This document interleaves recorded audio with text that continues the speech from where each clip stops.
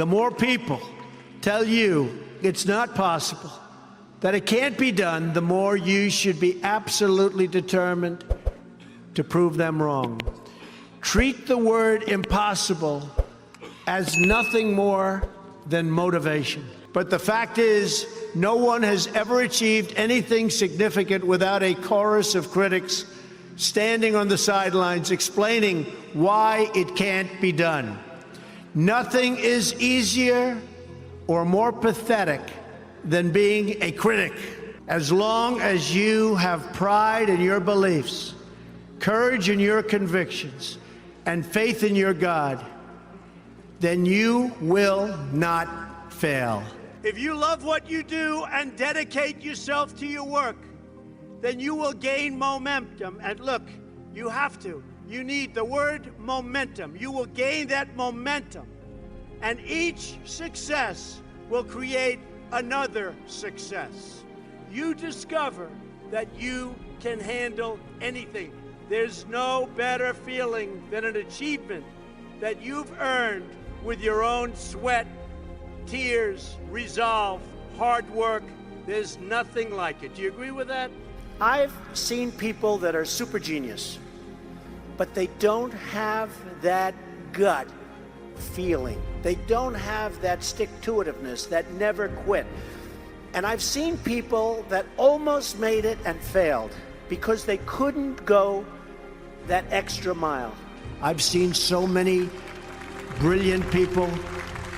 They gave up in life. They were totally brilliant. They were top of their class. They were the best students. Sometimes they go into a business where basically you can't be successful. You know, nobody's successful. If you can get away from that, get away from it, if you can. But you have to make sure that you do something that you love.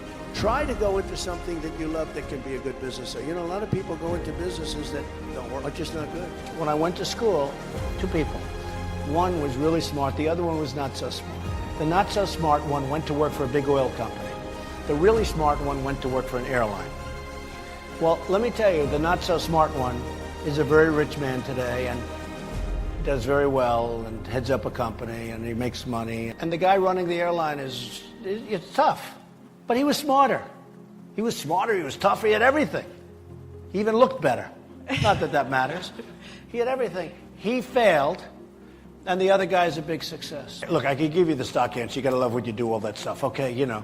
But one of the answers is, and that I think is very important, is, and especially as an entrepreneur, you have to pick a business that works. Because there are some businesses that are very tough. Now, if you don't like it, cancel that. In life, I always tell this to people, you have to know whether or not you continue to have the momentum. And if you don't have it, that's okay. Because you're going to go on, and you're going to learn, and you're going to do things that are great. But you have to know about the word momentum. But a word pressure is turning out to be more of an important word, and more people are responding to it because a lot of people that I watch have no ability to handle pressure when times are bad. And I could give you so many examples, and they fail. Most people do not have the ability to handle pressure. You have to have the ability to handle pressure. And if you don't, you should get a great job and enjoy your life. There's nothing wrong with it. There's nothing wrong with it. Are you able to sleep at night and get up the next morning and go out and just absolutely destroy the competition? Because if you don't have that ability, it's very hard to be an entrepreneur. You have to have an ability to handle pressure. Because no matter how successful you are, I have many, many friends and enemies, a lot of enemies too, I don't care. And if you can't handle pressure, you have to know that about yourself. You have to know that about yourself. So, handle pressure. If you can't, that's okay.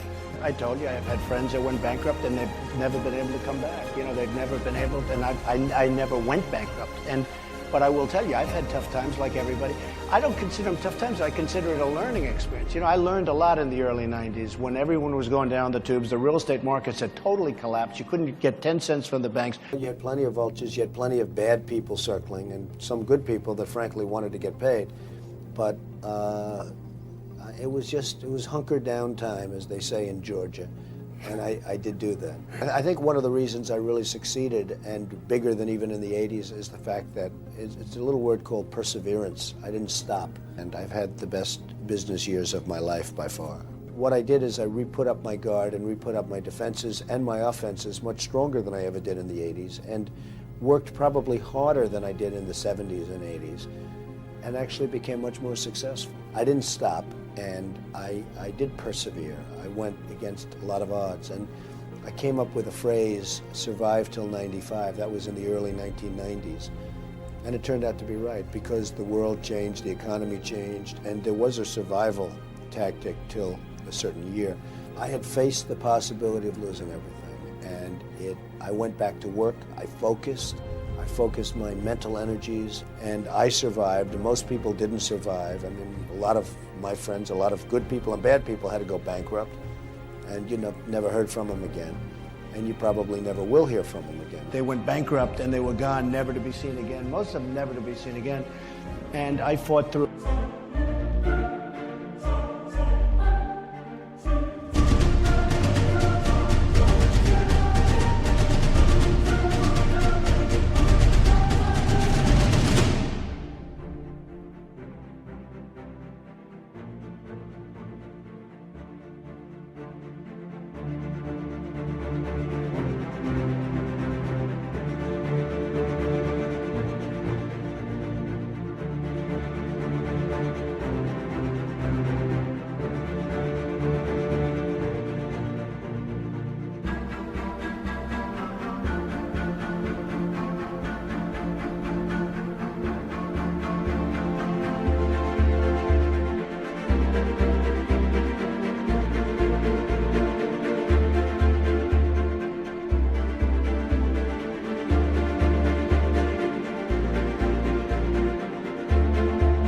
I never went bankrupt. And I wrote once that I would love to sort of have a bad period financially, just to see who my friends would be and who my enemies would be. There were people that I really helped in business when things were very good in the 1980s and when my company was going good. And they did not lift a finger to help me when I needed it. And there were a couple of them that could have very easily helped me. I just don't believe instinctively in turning the other cheek. If somebody was out to hurt you, if somebody was out to do a number on you, I really believe that you should just do a number on them if you get the chance. I believe strongly in getting even. If somebody has hurt you, if somebody's gone out of their way to hurt you, I think that if you have the opportunity, you should certainly go out of your way to do a number on them. And I've had more criticism about that one statement in my book than any other statement. I wrote it once, and I had that down period, and that down period I learned a lot. I learned a lot about myself, but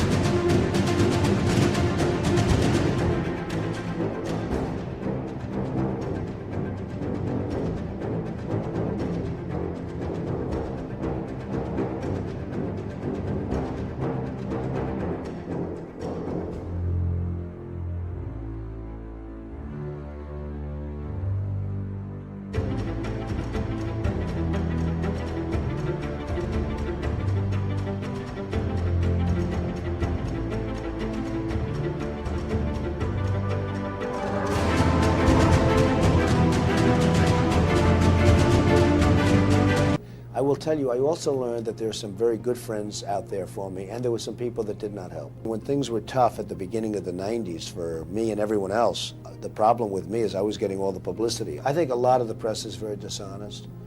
I think a lot of the press is really, really dishonest. I used to mind much more. The one thing I have learned, it's a one-week phenomena. It doesn't matter. At the end of a week, usually at the end of a day, but usually at the end of a week, it's totally gone. You don't even remember the story.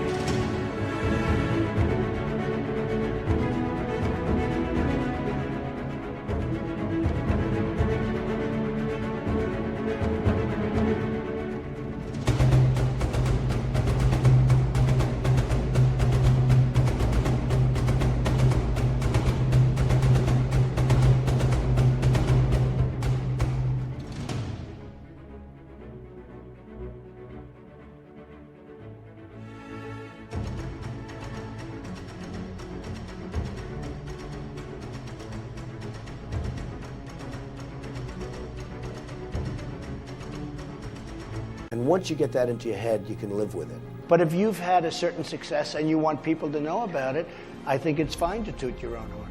Telling people of your achievement, who else is going to talk about it? If you're successful, if this man's successful and nobody knows it, and he wants to show his success, I guess he's got to toot his own horn, and let him do it. It can be done tastefully. It can be done nicely. You want to talk about yourself truthfully. I mean, you have to understand yourself, and you want to speak truthfully about yourself. And if it's not going to be truthful, what's the purpose of it? I want to have a good life. I want to put people to work. I want to create a lot of jobs, which I do. I create a lot of jobs.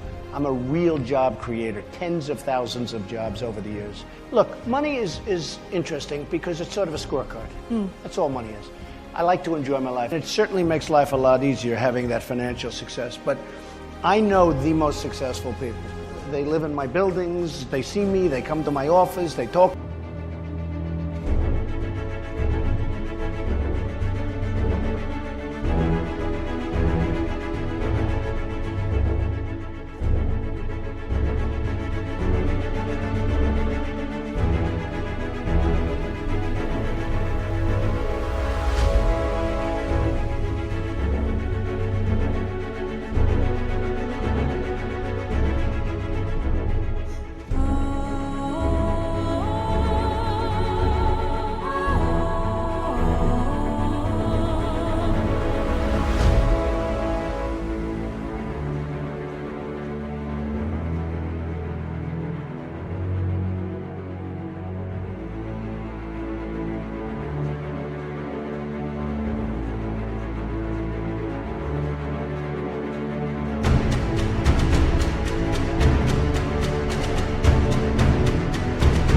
To me, some are friends of mine, some are enemies of mine. I know people that are incredibly successful economically, and they're miserable people, they're unhappy about every aspect of their life. I don't really consider them that successful. Money does not buy happiness, and it does not buy lots of other things, but it certainly makes life easier, and it really does create, it lets me create what I want to do artistically, because I'm an artist. In a certain sense, I'm an artist. I build the greatest buildings in the world, and I put up great things. And having money and having the kind of access to money that I have allows me to do what I like to do best. That's truly what it's all about. Success is about enjoyment.